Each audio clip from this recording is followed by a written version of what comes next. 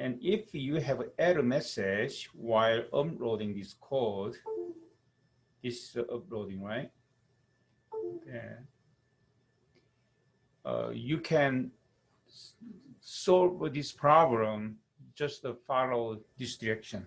First, so if that is the case, you need to reset your Eidolon.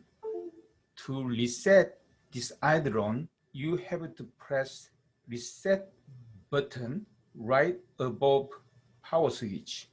This is power switch. When you click the upload button, so you see your code is uploading like this.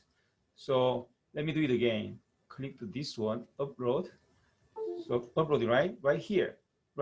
If you see this message, press and hold this reset button for 1 second and release.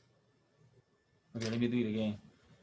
So uploading, and press and hold and release. And you can hear some sound, right? Now uploading again. Once you done that, your Eidolon is now reset. So you should solve that problem. Okay, if you have any other question, and just let me know. There's a chat box available. Just punch in your question on the chat box. Great, thank you.